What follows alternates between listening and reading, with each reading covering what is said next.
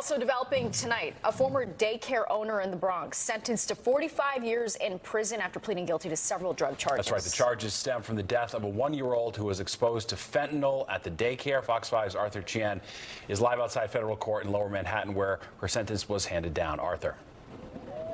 Steve, Natasha, the woman's name is Mendez. She was the woman who basically was the head of that Bronx daycare where all of this unfolded. She was just sentenced to 45 years in prison, as you said.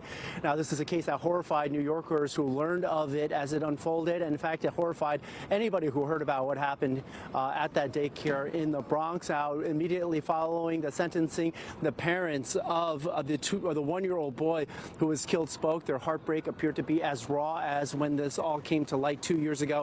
Their son, just 22 years old, Nicholas Domenici, died after he and 3 others were exposed to fentanyl. This according to court papers, which said the daycare that was entrusted with protecting them, the Vino Niño, actually was functioning as a secret stash house where fentanyl and heroin was prepared for distribution on a regular basis. Investigators even found a kilo-sized brick of fentanyl inside a closet of the daycare facility, in addition to other equipment used for drug smuggling. Now, Mendez was accused of calling her husband multiple times, allegedly to clear the drugs, while waiting before calling 911, even as the 4 very young children were severely overdosing. And by the time help arrived, it was too late for Nicholas.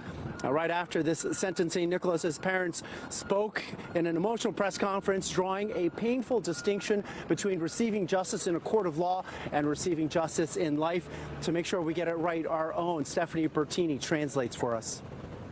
Nicholas is not going to come back ever. In one way there was justice, and now I want divine justice. I'm waiting for her to pay. I wish Nicholas was coming back, but he's not.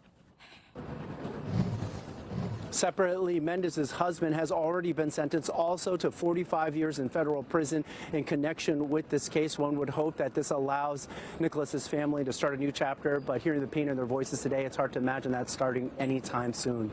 We're live at the federal courthouse in Lower Manhattan. Arthur Chien, Fox 5 News. Steve, Natasha. Yeah, so terrible. All right. Thanks, Arthur.